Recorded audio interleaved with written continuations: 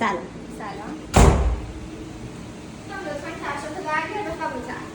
کدوم تخت؟ هم مگه چند تا تخت توی اتاق هست؟ هم لطفا لباساتو در بیار و پوش پارچه‌ای سبز رو بپوش. پوش پارچه‌ای.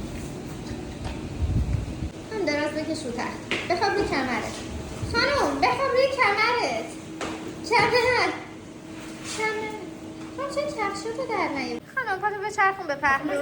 من در میکنه خانم این عکس رو این وری میگیرم. خانم پاتو بچرخون. قفسه سینه‌تون بچسبونید. بچرخون. قفسه سینه‌تون رو بچسبونید. همون گفتم یه نفس عمیق بکشید. نگه دارید داخل سینه‌تون.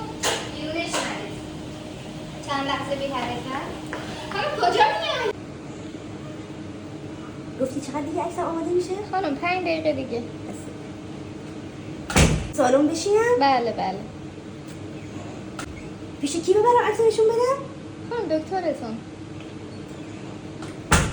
خانم عکس خوب انداختی که همه چیش افتاد. آخه من مشکل دارم. میتونی خوب بود نوشته. بله بله عالی بود عکست. میگم خانم این عکس خودت دیدی ماشاءالله خودت از دکتر خود بیشتر میفهمی. چی نفهمیدی توش چی هست چی نیست؟ خانم باید به دکترتون نشون تو بدید. خودت میدونی ماشاءالله خودت دکتری. باید برید پیش متخصص. یعنی بلد نیستی؟ نه من بلد نیستم.